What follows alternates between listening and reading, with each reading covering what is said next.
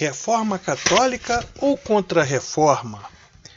Como nós já vimos, Martinho Lutero não tinha o propósito, o objetivo de romper com a Igreja Católica no início do movimento.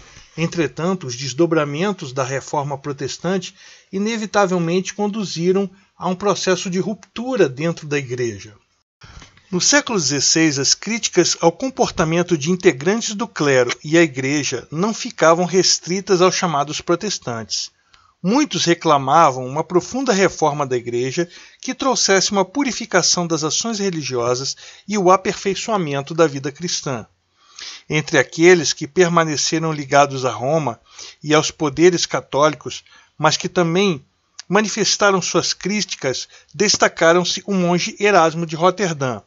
No seu livro Elogio da Loucura, criticava duramente seus companheiros de ofício sagrado e também defendia a necessidade de mudanças de comportamento da Igreja de Roma, como nós já vimos durante o período do Renascimento e Humanismo.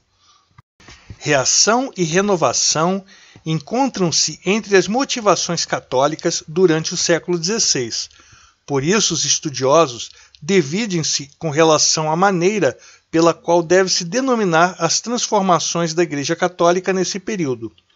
Contra-reforma é o termo utilizado por aqueles que destacam a reação aos cultos protestantes. Reforma católica é a expressão mais utilizada por aqueles que entendem que se tratou de uma renovação eclesiástica e doutrinária. O Concílio de Trento. Entre 1545 e 1563, um concílio católico na cidade italiana de Trento reuniu representantes de várias regiões da Europa.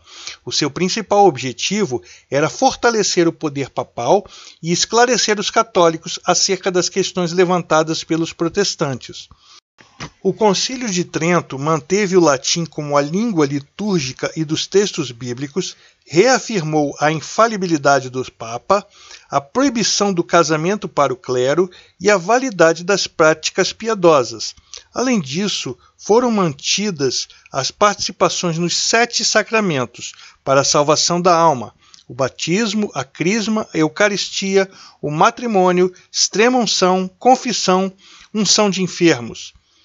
Mantinha-se também a validade da intermediação dos santos, a presença das imagens nas igrejas e a prática das indulgências. A salvação humana dar-se-ia pela combinação da graça divina e do esforço humano. A fé em Deus e as obras humanas deveriam estar integradas para que resultassem na salvação dos fiéis. Fundamentalmente, o Concílio de Trento proibia o uso do julgamento pessoal para a interpretação das Escrituras Sagradas. Reforçava, assim, o papel da intermediação da Igreja e do clero para orientar os fiéis em direção ao reino de Deus. Além disso, restabeleceu o Tribunal do Santo Ofício, órgão responsável por julgar atos de católicos considerados contrários à fé. Completando a ação dos tribunais de Inquisição, os estados monárquicos católicos promoveriam a punição dos culpados com prisões, degredos e execuções. Por outro lado, o Concílio de Trento anunciava o desejo de restaurar a disciplina eclesiástica e corrigir a conduta do clero e dos cristãos. Também desaprovou a venda dos cargos eclesiásticos e reafirmou o poder do Papa sobre os bispos e destes sobre os clérigos. Mantinha-se, assim, uma visão hierárquica da Igreja. Outro instrumento importante da Reforma Católica foi a criação da Companhia de Jesus, fundada em 1534 pelo espanhol Inácio de Loyola. Seus membros, os jesuítas, seguiam uma rígida disciplina que lembrava as organizações militares. Os jesuítas destacaram-se por seu papel missionário na América, África e Ásia e pela ação educativa desenvolvida em seus colégios. Conforme veremos na próxima sequência didática, as grandes navegações, há um duplo sentido na expansão marítima europeia: o comercial, promovido pela burguesia mercantil, e o religioso, levado adiante pela Companhia de Jesus. Na América, os jesuítas dedicaram-se à catequização dos povos nativos, impedindo a difusão do protestantismo, como veremos no capítulo a seguir. O Padroado Real. Em 1508, o Papa Júlio II concedeu à coroa espanhola o direito do Padroado Real. Em 1551, o mesmo direito era estendido a Portugal. Por meio desse instrumento, os reis ibéricos foram autorizados pela Santa Sé a administrar os assuntos religiosos nas terras do além-mar. A eles era atribuída a responsabilidade de erguer catedrais, mosteiros, igrejas, bem como indicar nomes para o preenchimento das funções eclesiásticas, desde os arcebispados e bispados até as paróquias em vilas e povoados. O padroado implicava não só o governo religioso, mas também o direito de cobrança e administração dos impostos eclesiásticos, importantíssima fonte de receita nos tempos coloniais. Na prática, os membros do clero colonial eram verdadeiros funcionários burocráticos dos impérios.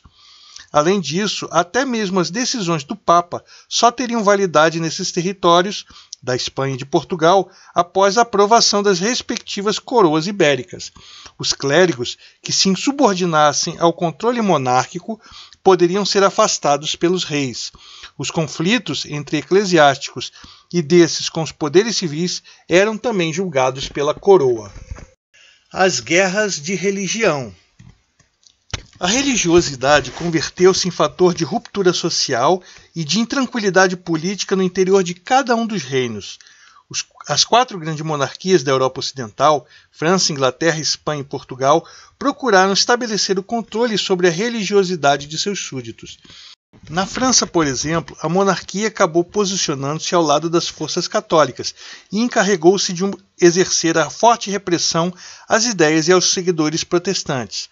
Lembramos que em 1572 aconteceu o episódio do massacre da Noite de São Bartolomeu, que ficou conhecida pela generalização do ódio entre católicos e protestantes. Em 1589, um rei protestante assumiu o trono da França. Henrique IV, no entanto, diante das pressões da maioria católica, renunciou ao protestantismo, teria afirmado: Paris bem vale uma missa. Para estabelecer o controle sobre a população francesa, o rei proclamou o Edito de Nantes, em 1598, através do qual concedia liberdade das práticas religiosas protestantes com algumas restrições. Henrique IV acabou assassinado por um católico e os conflitos religiosos na França avançaram pelo século XVII. Na Inglaterra, após a morte de Henrique VIII, os reinados de seus sucessores foram marcados por bruscas mudanças religiosas. Eduardo VI estimulou os cultos protestantes, sobretudo o anglicanismo, mas morreu jovem aos 17 anos.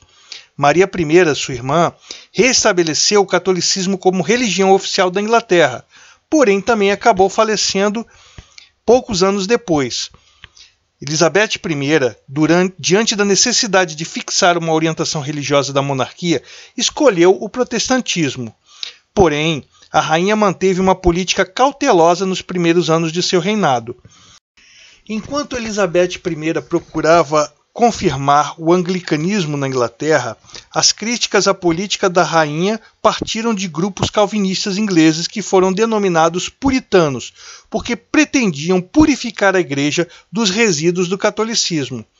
Pretendiam tornar a liturgia anglicana mais próxima do calvinismo. Alguns, conhecidos como os presbiterianos, tinham a intenção de acabar com a estrutura eclesiástica com a abolição dos bispados e da hierarquia sacerdotal. Além disso, queriam estabelecer uma organização com a participação de leigos, com bases nas paróquias, ou presbitérios. Presbiterianos e puritanos foram controlados pelo poder monárquico com repreensões, perseguições e prisões que visavam defender as posições da Igreja Anglicana. Foram justamente essas populações de puritanos e presbiterianos que fizeram a migração para as colônias da Inglaterra na América, ou seja, foram aqueles que deram início à colonização dos Estados Unidos da América. Na Espanha e em Portugal, a presença do protestantismo foi pequena. O principal alvo das investidas ibéricas eram os judeus.